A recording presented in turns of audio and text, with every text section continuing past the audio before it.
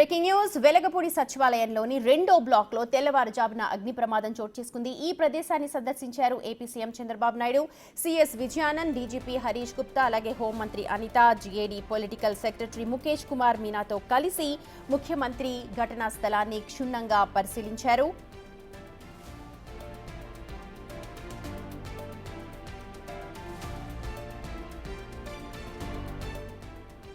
ఈ అగ్ని ప్రమాదం ఎలా జరిగింది, ఏ టైంలో చోటు చేసుకుంది అని ఆరా తీశారు ముఖ్యమంత్రి. ముఖ్యమైన ప్రాంతాల్లో సీసీ కెమెరాలను ఏర్పాటు చేయాలని సూచించారు. ప్రమాదానికి గల కారణాలను అడిగి తెలుసుకున్నారు సీఎం. అంతేకాదు, ఘటనా స్థలికి ఫోరెన్సిక్ బృందం ఎన్ని గంటలకు వచ్చింది, ఆ వివరాలు ఏంటి అని తెలుసుకున్నారు ముఖ్యమంత్రి.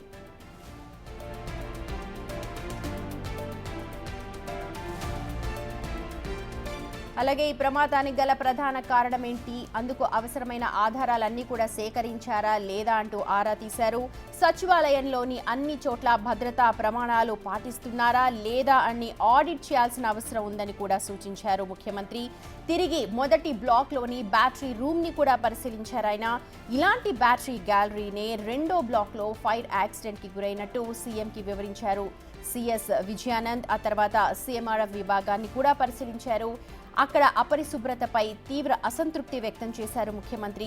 24 గంటల్లోగా ఈ చెత్తనంతా కూడా శుభ్రపరచాలని ఆదేశాలిచ్చారు. పని ప్రదేశాల్లో ఎక్కడా చెత్త కనపడడానికి వీల్లేదు అంటూ సూచనలు చేశారు ముఖ్యమంత్రి చంద్రబాబు నాయుడు.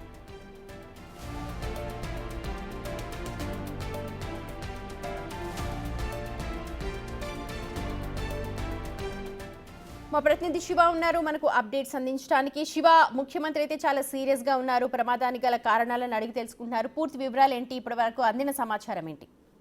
సుమతి, మొత్తం మీద చూసుకుంటే కనుక ఏపీ సచివాలయంలో బ్లాక్ నెంబర్ 2లో హోంమంత్రి, డిప్యూటీ సీఎం పవన్ కళ్యాణ్, అలాగే ఆర్థిక శాఖ మంత్రి పయ్యావుల కేసు, ఇటువంటి శాఖలకు సంబంధించిన 7 మంత్రులున్న ఛాంబర్ లో బ్యాటరీలు పెట్టే దగ్గర కూడా ఫైర్ యాక్సిడెంట్ ఈ రోజు ఉదయం 6:30కు జరిగింది. ఈ అంశానికి సంబంధించి ఏపీ ప్రభుత్వం చాలా సీరియస్ గా కూడా స్పందించింది. సరిగ్గా 12 గంటల సమయంలో ఏపీ సీఎం చంద్రబాబు స్వయంగా అగ్ని ప్రమాదం జరిగిన ప్రాంతాన్ని ఆయన పరిశీలించారు. పరిశీలించిన సమయంలో అధికారులను అనేకమైన ప్రశ్నలు వేస్తూ కూడా వారిపై తీవ్ర స్థాయిలో అసంతృప్తి, కొంత ఆగ్రహాన్ని కూడా వ్యక్తం చేశారు. అసలు ప్రమాదం ఎలా జరిగింది, జరగడానికి గల కారణాలు ఏంటి, అలాగే ఫార్నిక్స్ ల్యాబ్ సిబ్బంది ఎన్ని గంటలకు వచ్చారు, ఎన్ని గంటల టైంలో వారు పరిశీలన చేశారు, అలాగే ప్రాథమికంగా ఏమైనా అంచనాకు రాగలిగారా అసలు ఎందుకు జరిగింది ఏంటి అన్నది?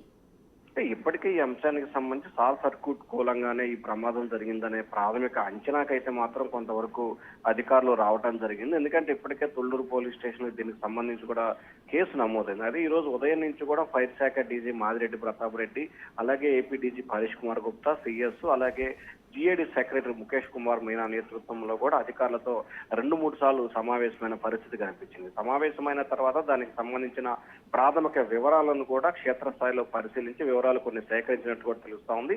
అలాగే హోంమంత్రి అనిత సైతం కూడా స్వయంగా పరిశీలించి ఘటనకు సంబంధించి కొంత వివరాలు తెలుసుకున్న పరిస్థితి కనిపించింది. అయితే ఫార్నిక్స్ ల్యాబ్ అలాగే మరికొంతమంది అక్కడికి చేరుకొని అక్కడ లభించిన ఆధారాలను బేస్ చేసుకొని కేవలం షార్ట్ సర్క్యూట్ మూలంగానే ఈ ప్రమాదం జరిగినట్లు కూడా అధికారులు అయితే ఒక అంచనా వచ్చినట్లు కూడా తెలుస్తోంది. ఎందుకంటే అక్కడ ఎటువంటి ప్రమాదం జరగడానికి అవకాశం లేదు. అలాగే ప్రధానంగా చూసుకుంటే గత 5 సంవత్సరాల కాలంగా కూడా సచివాలయంలో ఎటువంటి కార్యకలాపాలు కొనసాగలేదు. 2014-19లో ఏర్పాటు చేసిన బ్యాటరీలు కానీ, లేకపోతే లైటింగ్ సిస్టమ్ కానీ, లేకపోతే బిల్డింగ్ నిర్మాణం అన్నీ కూడా గతంలో ఏర్పాటు చేసినవి ఉన్నాయి కానీ కొత్తగా ఎటువంటి ఏర్పాటు చేయలేదు. సో వీటన్నిటి కూడా కొంత పాడైపోవటం, తుప్పు పట్టడం అలాగే ఇటువంటి జరిగిన పరిస్థితి కనిపించింది. కాబట్టి దానిలో ఇప్పుడు వాటి అన్నిటిని కూడా రీప్లేస్ చేసే అవకాశం ఉందా? ఎందుకంటే చూస్తున్నాం విజువల్స్ లో కూడా మొత్తం కూడా శిథిలావస్థకు చేరిపోయినాయి, కొన్ని కాలిపై కనిపిస్తున్నాయి బ్యాటరీలు అంతా కూడా.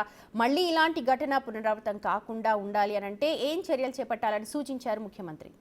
అంటే ప్రధానంగా చూసుకుంటే ఇప్పటికే ఇమ్మీడియట్ గా కూడా సచివాలయంలో ఉన్న అన్ని బ్లాకుల్లో ఉన్న చెత్త మొత్తాన్ని 24 గంటల వ్యవధిలోనే తొలగించాలని సీఎం ఆదేశాలు జారీ చేశారు. అలాగే ముఖ్యమంత్రి కార్యాలయంలో కూడా కొన్ని గదులను కూడా స్వయంగా పరిశీలించిన పరిస్థితి కనిపించింది. అలాగే ప్రధానంగా ప్రతి బ్లాక్ కు సంబంధించి కూడా సీసీ కెమెరాలు ఏర్పాటు చేయాలి. ఒక బ్లాక్ నుంచి మరొక బ్లాక్ వెళ్లే సమయంలో, అలాగే సచివాలయానికి ఎంట్రీ దగ్గర నుంచి 6 బ్లాకులకు సంబంధించి కూడా మెయిన్ ప్రధానమైన రహదారులు ఏదైతే ఉంటాయో వీటన్నిటి వద్ద కూడా సీసీ ఫుటేజ్ ని ఏర్పాటు చేయాలని చెప్పి సీఎం ఆదేశాలు జారీ చేశారు. ఏదైతే ఈ సచివాలయానికి సంబంధించిన 6 బ్లాకులని అక్కడున్న సామాజిక సామాగ్రికి సంబంధించి పూర్తి స్థాయిలో ఆడిట్ చేయాలని చెప్పి సీఎం చంద్రబాబు స్పష్టమైన ఆదేశాలు జారీ చేశారు. తద్వారా ఎక్కడైతే ఏమేమి పనిచేస్తున్నాయో, ఎక్కడ ఏమేమి పని చేయకుండా పోయినా ఏ రకంగా ఉన్నాయో వాటన్నిటిపై కూడా ఒక నివేదిక తయారు చేయాలని చెప్పి కూడా ఆదేశాలు జారీ చేశారు. మరొక వైపు ఈ ఘటనకు సంబంధించి కూడా డిపార్ట్మెంటల్ ఎంక్వైరీ చేయాలని చెప్పి కూడా అధికారులు ఆదేశించారు. కాబట్టి ఖచ్చితంగా 24 గంటల వ్యవధిలో దీనికి సంబంధించి నిర్దిష్టమైన వివరాలు సేకరించే అవకాశం కనిపిస్తోంది. ఆ తర్వాత సచివాలయం 6 బ్లాకులకు సంబంధించి అంటే ఒకటి అసెంబ్లీ శాసన మండలి ఉంది కాబట్టి అది తీసేస్తే మిగిలిన 5 బ్లాకులకు సంబంధించి కూడా అక్కడ ఏదైతే మిగిలిన అంశాలకు సంబంధించి ఇటువంటి బ్యాటరీలు కానీ లేకపోతే పని చేయకుండా వీటన్నిటిని కూడా వాటి స్థాయిలో కొత్తగా ఏర్పాటు చేయాలి. అలాగే ఇమీడియట్లీగా రానున్న 2-3 రోజుల వ్యవధిలోనే అన్ని బ్లాకులకు సంబంధించి ఒక మాక్ డ్రిల్ ను ఏర్పాటు చేయాలని చెప్పి కూడా సీఎం అయితే ఆదేశాలు జారీ చేశారు. సుమతి.